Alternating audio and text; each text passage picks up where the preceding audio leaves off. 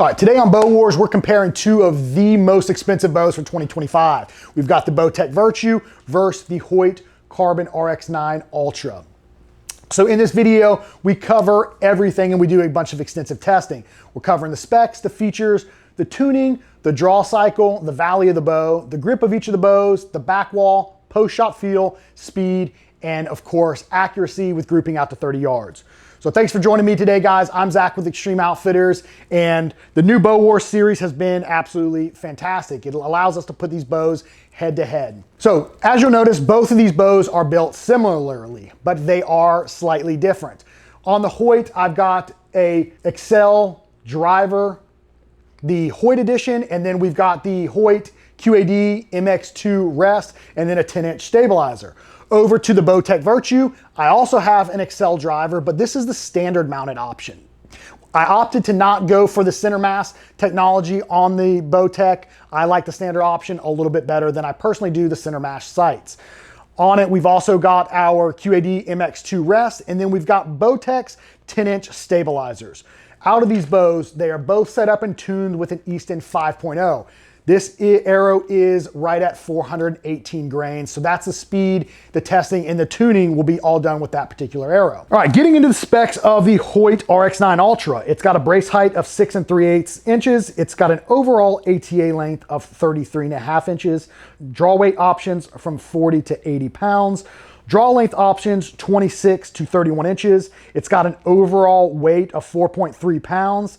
Let off options of 75 to 85%. And this bow maps at $2,049. Getting into the specs of the Bowtech Virtue. We've got a brace height of 6.19 inches. An axle to axle length of 32 inches. We've got draw weight options of 50, 60, and 70 pounds. Draw length options of 25 to 30 inches, an overall weight of 3.7 pounds. It's got speeds up to 341 feet per second, and the price tag maps right at $1,999. Feature-wise, the Hoyt RX9 Ultra has their HBX Zakk Gen 4 cam. So the great thing about this cam is you can really fine-tune fit this bow to the shooter with the 1/4 inch draw length adjustments. Again, it's got their Picatinny mounted sight options. It's got the dovetail option in the back for your inline arrow rests. And then it's got all of your stabilizer mounting holes, both in the front and the side of the bow if you want to run a rear or sidebar. And this bow is built on their carbon platform. Moving over to the Bowtech Virtue.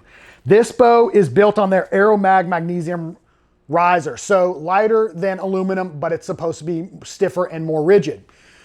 This is a feature-rich bow. It's got all of their titanium hardware, so you don't have to worry about rust or corrosion, and the hardware is all a little bit lighter.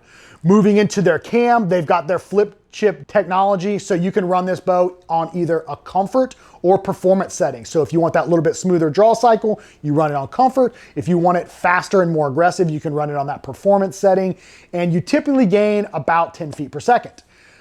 The features that really are my favorite on the Bowtechs is their deadlock cam technology. So you can tune this bow without a press. It's very easy. All you do is move that cam left or right with a twist of an Allen key.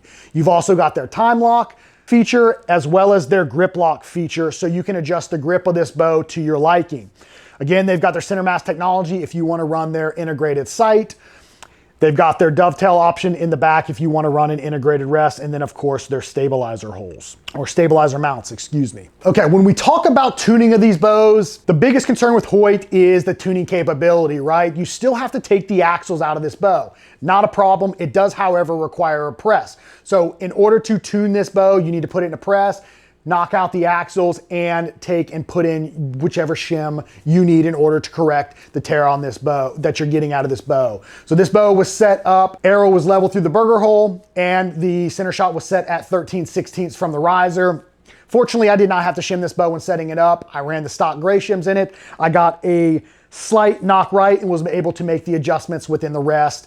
Checking the timing on the bow was in time from the factory. So very easy, but their tuning system is a little bit dated compared to some of the more recent tuning capabilities with some of the newer bows. This is where the Bowtech really shines. Their deadlock cam technology. You do not have to have a press in order to move the cam on this bow or make slight timing adjustments with their time lock. That's the great thing about this Bowtech, the entire Bowtech lineup. It's a great system, and I really think it takes the cake as far as the tuning capability goes. So again, this bow was set up level through the burger hole, and the center shot was set at 13/16 from the riser. The bow was slightly out of time from the factory, so I put a twist in the top cable to speed up that bottom cam and got everything back into time.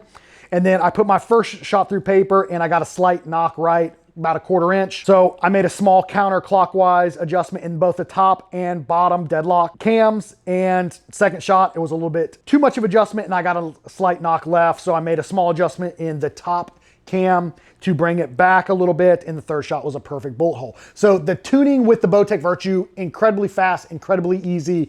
It just doesn't get any better, I think, than the deadlock cam technology. When we talk about the draw cycle of these bows, I think the Hoyt draw cycle, in my opinion, was a little bit smoother draw cycle. The valley on the Hoyt bow is just very forgiving. It's a nice draw cycle from beginning to end. There is no stack, there is no dump on the back half, and you can relax a little bit on the Hoyt bow. Again, very easy to let down. Just a good feeling draw cycle and forgiving valley. When we talk about the Bowtech Virtue, this bow, I ran it on comfort. On performance, I thought it was absolutely atrocious. For me as a bow hunter, it's just too aggressive. It really builds on performance and then dumps off. And I don't like that. So on comfort, it is more of a manageable draw cycle. It is smooth, but it is a little bit stiffer. The valley on the bow on comfort, I think, again, is very forgiving, very comparable.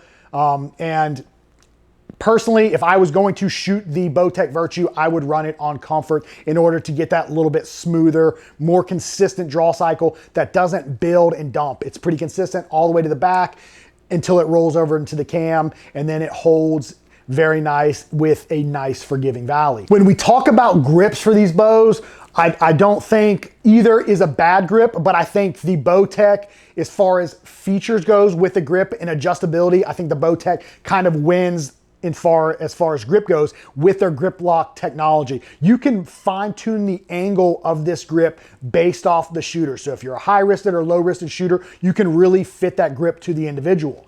The Hoyt grip is fixed, it is as it is, but it is a fantastic grip nonetheless. To me, it's very repeatable, very consistent. It just feels really good and it almost sticks in your hand. Personally, I like the Hoyt grip a little bit better, but if you're somebody that likes to tinker and really wants to fine tune or fine fit the grip, I think the Bowtech kind of wins because you have that grip lock technology. All right, back wall, both of these bows have an incredible back wall like we talked about, but when we get into the post-shot feel, I honestly really think it's a toss-up. At first, I thought the Bowtech Virtue may have been a little bit quieter and had a little bit vibration, but then I kept shooting them back and forth and it really was hard to tell. I think either way you go, they both have an incredible post-shot feel, especially the way they're set up. Both are incredibly dead in the hand and both honestly are surprisingly quiet. So I'm gonna show you guys real quick so you guys can be the judge of it. We got the Bowtech Virtue here.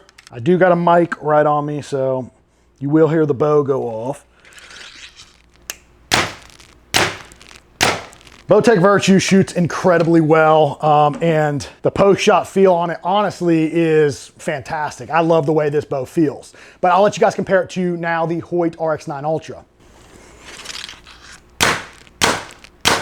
All right, it's a toss-up. Both bows are incredibly, quiet and incredibly dead in the hand. So you could go either way. I think these both are neck and neck when it comes to post-shot feel. All right, and on to our speed test. This bow is set up at 28.5 inches, 70 pounds, and is on the comfort setting. And we are shooting this 418 grain Easton 5.0. On to the Hoyt RX9 Ultra. Again, 70 pounds, 28.5 inches with this 418 grain arrow. All right, the Hoyt RX9 Ultra is an incredibly consistent and repeatable bow. As you can see, it groups really, really well at 30 yards. Shooting paper for me at 30 yards is hard enough, but this bow holds on target really, really well. I would, however, personally add a little bit of weight to the bow, maybe run a sidebar or rear bar on it, and then I would probably run a fixed quiver just to weigh the bow down a little bit more, just so it holds a little bit more steady. Just because the bow is so light, I like a little bit heavier of a bow. But as you can see, it's grouping and shooting incredibly well. I think all the shots through it, the more I shot it through the week, the more I enjoyed shooting the bow, and it just groups and shoots fantastic. Onto the Bowtech Virtue. It's hard to deny the accuracy of this bow. As you can see, all of the arrows that I've shot have been in the yellow with this bow. Post-shot feel, it feels really good. I think the Hoyt RX9 does feel a tad bit better post-shot, but again, this bow is just very, very repeatable, very easy to shoot. Plus, it being a shorter axle-to-axle bow, I feel like I actually, as far as accuracy, shot it a little bit better. You can see all the arrows are in the yellow from this. It's just a really good shooting bow, very repeatable. The grip on it makes it very easy, in my opinion, to shoot. Neither one of the bows induce any hand torque at full draw. And again, you could go either way with them. They just both hold on target and just shoot incredibly well. I don't think I would do much as far as the Virtue goes in adding a back bar on it. I think I would shoot it as is. And probably run a removable quiver on it just because I like the way it shoots bare bow with just that front stabilizer. But all in all, both bows incredibly accurate and group well at 30 yards. But I do think the Virtue, for me personally, I was a little bit more accurate and a little bit more consistent with it as I shot it and progressed through the week. So the Virtue looks like it shot just a little bit tighter groups for me. There you guys have it, guys. Our latest episode of Bow Wars. We had the Bowtech Virtue versus the Hoyt RX9 Ultra. Drop some comments and rate these builds and these bows. Which one would you opt for? What were your thoughts on it? How did they perform in your eyes? As always, we appreciate you guys watching. Head over to the website, extremeoutfitters.com, for all of your archery and bow hunting needs. And we will see you guys in the next episode of Bow Wars.